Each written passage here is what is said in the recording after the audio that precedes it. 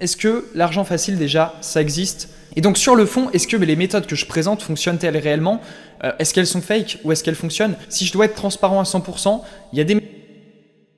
Salut à tous, c'est Mathias, j'espère que vous allez bien. Cette vidéo, j'ai raison de la faire depuis très longtemps. Voilà, ça fait presque un an que j'attends de faire cette vidéo.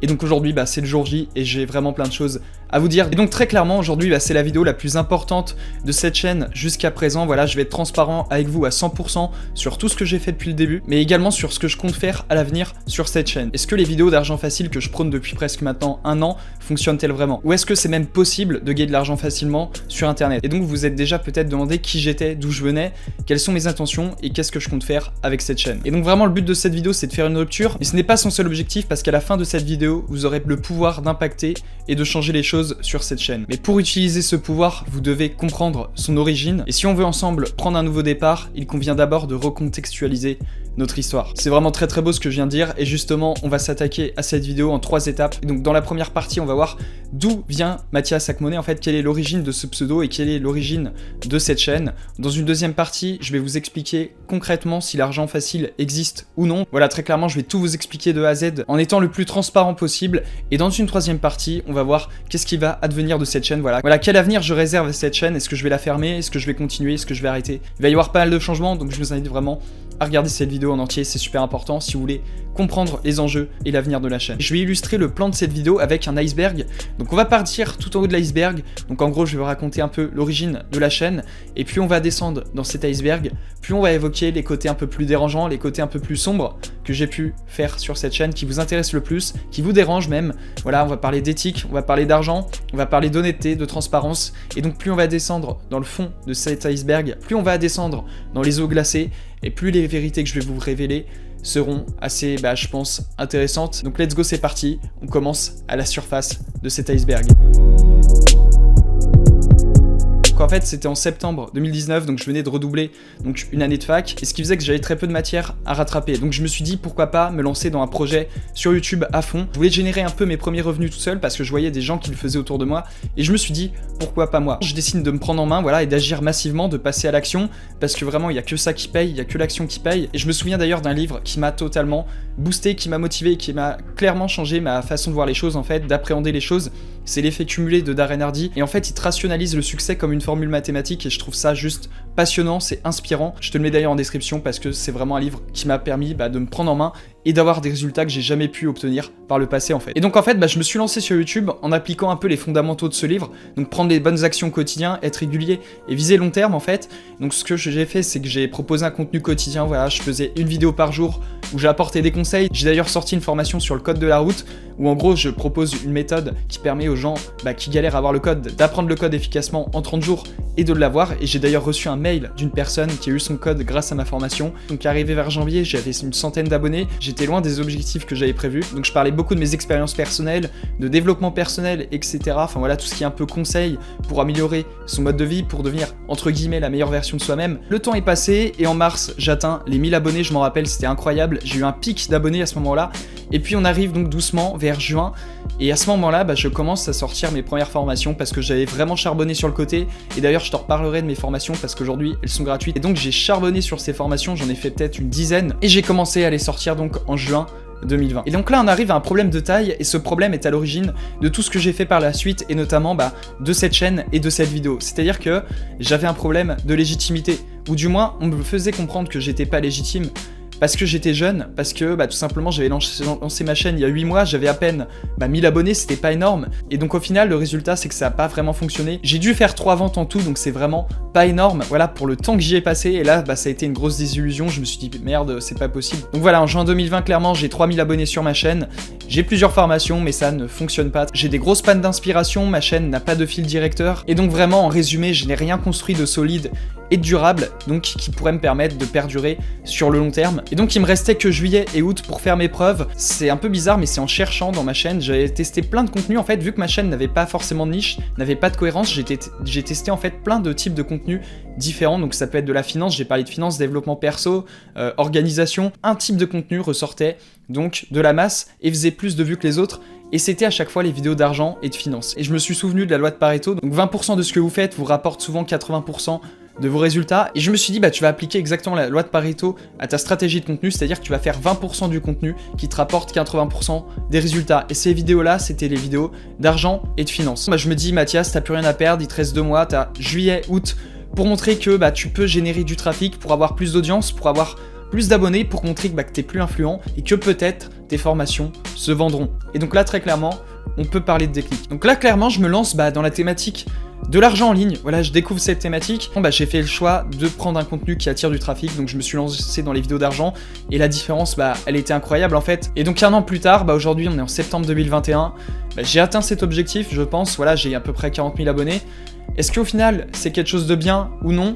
Je ne sais pas. Faut pas attendre d'être légitime, faut pas attendre d'avoir une autorisation extérieure pour se lancer dans un projet, ou pour tout simplement s'affirmer en fait. Parce que si t'attends tout le temps que quelqu'un te dise tu peux faire ça, tu peux faire ci, en fait tu vas jamais prendre tes propres décisions, tu vas toujours dépendre de l'avis des gens, et au final tu vas jamais construire ce que tu veux réellement construire, ou tu vas jamais oser faire ce que tu veux faire. Et c'est ça le problème, c'est qu'en fait faut pas attendre d'être légitime, faut juste le faire, faut passer à l'action, et ensuite tu vois. Et souvent c'est ce qu'on constate, trop de gens essayent de comprendre, d'apprendre en fait avant de se lancer, mais c'est en faisant l'inverse, c'est en te lançant que t'apprends, c'est sur le terrain que t'apprends, et c'est en faisant des erreurs que tu apprends le plus en fait.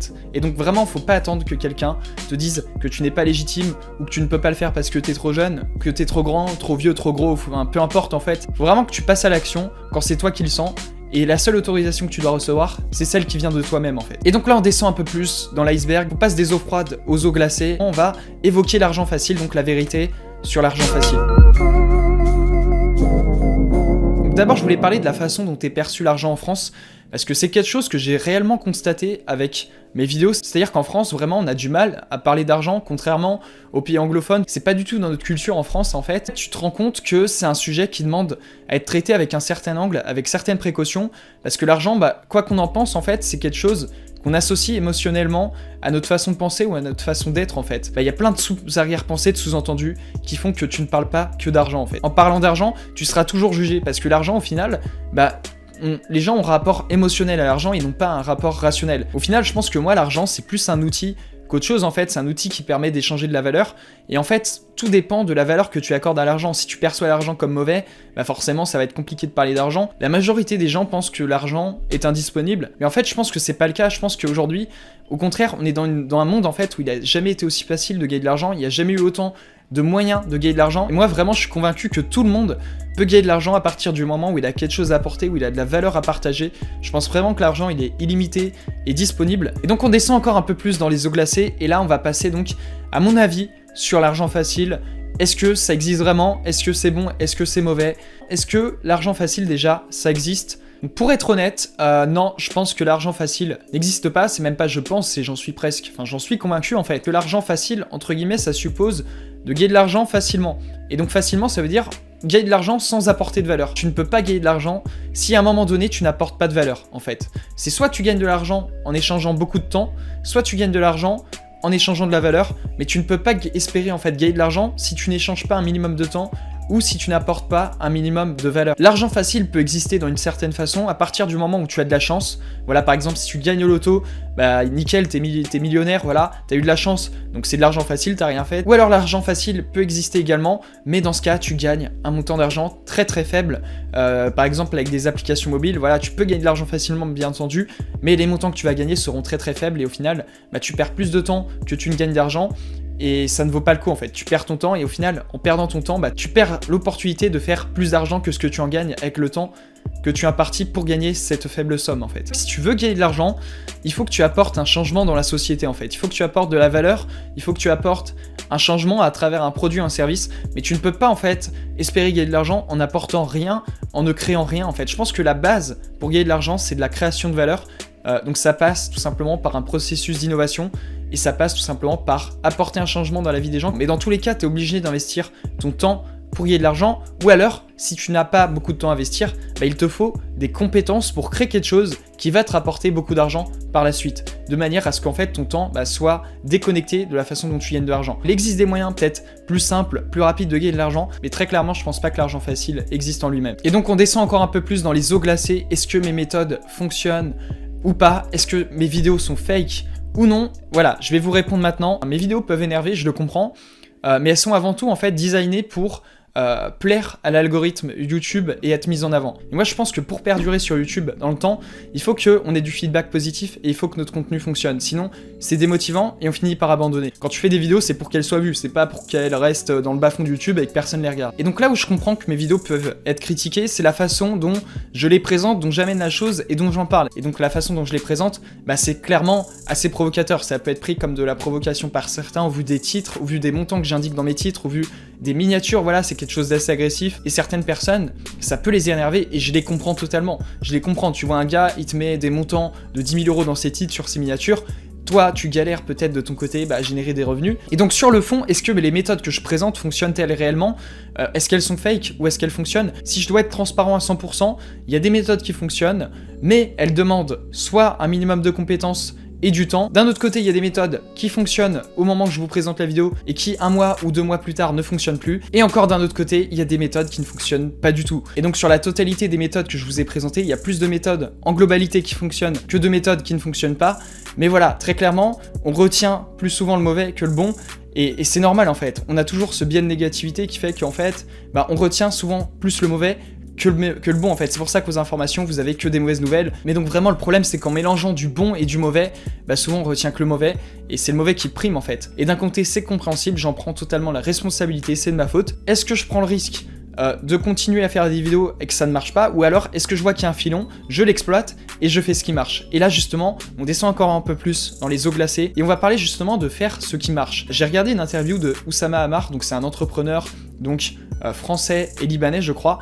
Et donc je regardais une de ses interviews et c'était hyper passionnant parce que en gros lui il parle de start-up, d'entreprise. Donc ce qu'il dit en fait c'est que c'est pas tant le produit en lui-même qui compte, c'est est-ce qu'il fonctionne ou pas. Et en fait ce qu'il dit c'est que si tu réussis à vendre de la merde, c'est que tu as tout gagné. Est-ce que si tu proposes un produit qui est parfait mais que personne n'en veut, au final ça sert à rien de proposer ce produit parfait, tu vois. Si tu fais des vidéos hyper bien montées, des vidéos hyper qualitatives mais que personne les regarde, ça sert à rien. À l'inverse, si tu proposes un produit de merde, tu vois, un produit pourri, tu vois, que tu fais en un jour, tu investis un minimum de temps, tu investis un minimum d'énergie et d'argent et que tu vois que ce produit se vend en proposant de la merde, mais là t'as tout gagné. Et si moi par exemple je vois que je fais des vidéos qui me demandent beaucoup moins de montage, qui me demandent beaucoup moins d'efforts sur le script et qui fonctionnent, donc entre guillemets si je fais de la merde et que ça fonctionne, c'est que t'as trouvé le filon et qu'il faut l'exploiter en fait. La seule vérité, c'est le passage à l'action et c'est le feedback que tu obtiens de ce passage à l'action. Donc vraiment, si tu fais un truc de merde, tu vois, si tu construis un produit de merde, si tu fais des vidéos de merde et que ça marche, mais vas-y, t'as tout gagné, exploite le truc à 100%. C'est comme le premier iPhone qui est sorti en 2007, quand tu le regardes aujourd'hui, c'est de la grosse merde, et pourtant, ça s'est vendu à fond. Voilà, Apple aujourd'hui, c'est la plus grosse entreprise du monde, et au début, ils ont fait de la merde. Et pareil pour Amazon. Au début, Amazon, c'était juste Jeff Bezos qui avait repris les livres de son père et qui les avait mis en vente, donc qui avait créé un site en fait, il a fait plusieurs ventes de livres comme ça. Il en a fait plusieurs en un jour, et c'est comme ça qu'Amazon s'est développé en fait. Au début, c'était vraiment quelque chose d'hyper minimaliste, d'hyper insignifiant, et il a trouvé un filon comme ça. C'est-à-dire qu'à partir du moment où t'as un truc qui fonctionne, c'est pas toi qui détermine si ça doit fonctionner ou pas, c'est le marché qui décide, c'est pas toi avec ta bonne conscience ou ta bonne morale et ton éthique qui va décider que ça doit être mis en avant et ça ne doit pas l'être. C'est-à-dire que l'algorithme YouTube à un moment donné, s'il met des vidéos en avant, c'est que ces vidéos fonctionnent, c'est qu'elles font gagner de l'argent à YouTube. On garde ceux qui marchent et ce qui marche pas, on le laisse tomber parce que ça rapporte pas d'argent. Si aujourd'hui il y a un business incroyable autour du foot, c'est parce que les gens regardent le foot. C'est parce que les pubs payent pour être affichés. Peu importe ce qu'on pense du foot, est-ce que c'est bien ou mal, si aujourd'hui ce sport est le premier au monde, le premier sport mondial, c'est parce que un maximum de gens regardent ce sport. Et donc justement, on va encore descendre un peu plus dans les eaux glacées de cet iceberg et on va parler de la notion d'éthique. Mais en fait, je pense que l'éthique, déjà, c'est une notion subjective et variable. C'est-à-dire que quelque chose d'éthique pour une personne le sera pas pour une autre. L'éthique peut également évoluer en fonction du temps, des sociétés dans lesquelles on vit. Voilà, l'éthique, c'est quelque chose qui n'est pas fixe et c'est quelque chose qui est changeant d'une personne à une autre. Donc à partir du moment où quelque chose, une donnée n'est pas fixe, tu peux pas fonder tes actions dessus parce que c'est trop risqué. Ça veut dire qu'en fait, tu fais dépendre tes actions de quelque chose qui dépend au final de plein de facteurs différents. L'éthique, c'est pas quelque chose qui est fixe et qui est universel en fait. Donc je pense vraiment que la réussite et l'éthique, c'est des choses totalement différentes qui ne sont pas corrélés. Après, bien entendu, tu peux faire quelque chose d'éthique, enfin tu peux réussir dans quelque chose en faisant des choses éthiques, bien entendu. Mais l'un n'empêche pas l'autre, c'est-à-dire que tu peux faire des choses peut-être un peu moins bien, mais c'est pas pour ça que tu vas pas réussir en fait. Justement, le piège dans lequel on pourrait tomber, c'est sous prétexte que ce que l'on entreprend, ce qu'on fait, soit pas vraiment moral ou pas éthique pour ne rien faire, et c'est le plus gros piège dans lequel tomber, c'est-à-dire que n'écoute pas ce qui se dit autour de toi, fais uniquement ce que tu penses être bon pour toi. Vraiment, c'est super important, parce qu'à partir du moment où tu prends en compte la vie générale des gens, la vie de la société, en fait, bah au final, tu te rends compte que tu ne fais rien et tu restes paralysé. Si tu penses que tu dois faire ça parce que tu penses que c'est la meilleure solution pour atteindre ton objectif, alors fais-le. Même si les autres te disent « mais ouais, mais c'est peut-être pas terrible », fais-le quand même. Parce qu'au final, ce qu'il faut pas oublier également, c'est que les gens oublient. C'est-à-dire qu'à un instant T, tu seras peut-être mauvais, mais plus tard, tu seras peut-être bon. Ou alors, à un instant T, tu feras peut-être des choses qui ne sont pas très éthiques, mais plus tard, bah, même si tu as fait des choses pas très éthiques, tu feras peut-être des choses éthiques. On oublie trop souvent que le temps, en fait, efface tout. Le temps change la donne. Et le fait, justement, de ne pas agir, bah, c'est que tu te paralyses dans le temps et au final, tu ne te laisses pas la chance, l'opportunité d'évoluer. L'homme n'est pas mauvais ou bon, il est entre les deux, il est gris, je pense. Il n'y a pas de bien ou de mal. Qu'est-ce que tu penses être bon pour toi avant tout? Je sais pas si c'est bien français, mais je pense que tu m'as compris. Et donc on descend un peu plus dans les eaux glacées, encore une fois, de cet iceberg. Et il y a quelque chose qui m'a vraiment aidé, voilà, mentalement, c'est de jouer un personnage. C'est-à-dire que, pour moi, à un moment donné, je m'identifiais plus à la personne que j'étais en faisant mes vidéos, c'est-à-dire que j'étais devenu un robot, je faisais mes vidéos vraiment de façon automatique, j'avais une routine très précise, je faisais les mêmes actions chaque semaine, et en fait, c'est vrai qu'il ressortait un peu de ces vidéos un personnage peut-être un peu passionné par l'argent, un peu hautain, ce que je ne suis pas du tout dans la vraie vie en fait, et je me suis dit, bon Mathias, ce que tu vas faire, c'est que tu vas séparer la personne Mathias le youtubeur avec Mathias dans la vraie vie. Et c'est pour ça par exemple que je mettais toujours ce pull noir. C'était un moyen de me dire bon ok Mathias ça y est, tu mets ce pull noir, t'es plus Mathias, là t'es Mathias Acmonet et tu vas faire ta vidéo d'argent. Et dans ma tête c'était vraiment un switch que je faisais. Et donc vraiment j'avais ce manque de fierté en ce que je faisais. Et le fait de jouer un personnage, bah, ça adoucissait tout ça et je me disais bah tu joues un rôle à côté de ta vraie personne en fait. Donc clairement je me sentais mieux mentalement. L'objectif à court et à long terme sur cette chaîne, ça va être de reconstruire quelque chose de vrai. Il n'y a rien de plus qui paye sur internet que la confiance, et ça je l'ai toujours su. Et je l'ai vérifié en faisant mes vidéos d'argent en fait. Je sais qu'il n'y a que la confiance qui paye à long terme. Et tout ça, ça va d'abord passer par les futurs contenus que je vais vous proposer dans les prochaines semaines. Et donc on descend dans les eaux noires et glaciales de l'iceberg, et on va passer à la troisième et dernière étape de cette vidéo. Et donc est-ce la fin de la chaîne? Quel avenir pour cette chaîne? Je vais tout vous expliquer maintenant. J'ai aujourd'hui 44 000 abonnés, et ok c'est bien, j'ai attiré des gens, mais maintenant ce que je veux, c'est plus prouver que je suis capable d'attirer du trafic, c'est de vous prouver qui je suis et de quoi je suis capable en fait. C'est-à-dire que mon but maintenant c'est de vous apporter de la valeur, et comme je vous le disais, je passais quand même pas mal de temps sur mes vidéos, et au final j'accordais très peu de valeur à ce que je faisais, et face aux gens, ou même face à toi-même après, t'assumes pas trop, tu te dis ouais, je pourrais faire autre chose que des vidéos d'argent, c'est pas super valorisant. Et donc en fait j'étais très frustré aussi par rapport au montage. Je fais du montage depuis que j'ai 14 ans encore une fois, j'ai vraiment beaucoup de capacité là-dedans, et au final le type de vidéo que je proposais n'exploitait pas du tout mes compétences en montage, et j'étais assez déçu de ça. Je me disais Mathias, tu pourrais faire tellement mieux en travaillant mieux tes vidéos et tout. Et j'étais aussi frustré par rapport aux vidéos en elles-mêmes. Voilà, je sais que je suis capable d'écrire des vidéos, de faire des bons scripts, et dans mes vidéos d'argent, clairement, il n'y avait aucune de mes qualités qui ressortait, et ça me frustrait vraiment parce que je sais que je peux vous apporter beaucoup plus de valeur, que ce soit à travers le contenu en lui-même et à travers le contenu sur la forme en fait. Et je pense qu'il n'y a rien de plus gratifiant qu'aider les gens et qu'être important aux yeux des gens de leur apporter de la valeur. Et donc on descend encore un peu plus dans les eaux glaciales et sombres de l'iceberg. Et donc quel avenir pour la chaîne? Je ne compte pas abandonner cette chaîne, au contraire, je compte y rester encore quelques années. Ça serait vraiment un vrai objectif pour moi de voir où je suis capable d'aller vraiment sur YouTube. Le contenu de la chaîne va se diviser en 3 branches. Il y aura des vidéos donc sur la finance, donc sur l'argent, parce que l'argent c'est quand même un pilier de la chaîne. Mais donc voilà, très clairement, je tiens à accorder énormément de valeur à ce contenu. Quand j'entends valeur, c'est-à-dire que je vais vous proposer des vidéos courtes, claires, concises, efficaces, avec des méthodes qui fonctionnent en 2021, qui fonctionnent vraiment, que vous allez pouvoir reprendre. Donc les vidéos de finance vont également s'adresser à des étudiants, parce que j'ai fait un sondage sur la chaîne pour un peu checker qui étaient les personnes qui regardaient mes vidéos. On est à 61% de personnes qui sont des étudiants, donc ça me fait vraiment plaisir parce que moi-même je suis étudiant en fait. 25% du contenu sera également réservé à des vidéos de développement personnel qui me tiennent à cœur, qui sont liées à ma propre personne, à ma façon de voir les choses, de vivre les choses. Et 25% autres sera consacré à des vidéos spécialement pour les études. Voilà, ça sera des méthodes d'apprentissage, comment je m'y prends pour réviser mes cours. Voilà, vraiment, je m'ouvre à d'autres mondes en fait, et ça me passionne vraiment. J'ai vraiment envie de débuter cette nouvelle aventure, ça me fait vraiment plaisir. Donc vraiment, je m'interdis rien au niveau du contenu. Je compte également accentuer sur le levier de la simplicité. Mon but, ça va pas être de vous proposer des trucs de malade. Je veux des choses simples, efficaces, qui fonctionnent, et de vous proposer des choses efficaces qui vont clairement pouvoir vous apporter des résultats. Donc on descend encore un peu plus dans les eaux de l'iceberg. Et donc si je devais, pour finir, conclure cette vidéo, on va parler des enseignements à tirer. Mais vraiment, si je devais te donner plusieurs conseils, c'est écoute-toi avant d'écouter les autres. Il n'y a que toi qui peux savoir qu'est-ce que tu veux devenir, qu'est-ce que tu veux vraiment faire. Et au final, si tu écoutes les autres, bah, tu vas te mettre des barrières que toi-même, tu n'as pas choisi de te mettre à la base, et tu vas te freiner. Donc vraiment, entends ce que disent les autres, mais fais ce que tu veux faire. Que ce soit même tes parents, ta famille, tes amis, vraiment, écoute ce qu'ils disent, mais fais ce que tu penses être le mieux pour toi. Ensuite, ça serait de saisir les opportunités, de les exploiter à 100%. Peu importe, encore une fois, de ce qu'on peut dire, si tu as une opportunité, bah saisis-la. Parce que dis-toi que tu as la chance d'avoir cette opportunité, et que si quelqu'un était à ta place, il saisirait cette opportunité à 100%. Donc tant que tu penses que c'est bon pour toi, fais-le, et engage-toi à 100%. Et donc vraiment, fais les choses à travers ton prisme interne, et pas par rapport à un prisme externe, donc par rapport à la société, par rapport à ce que les gens pensent de toi.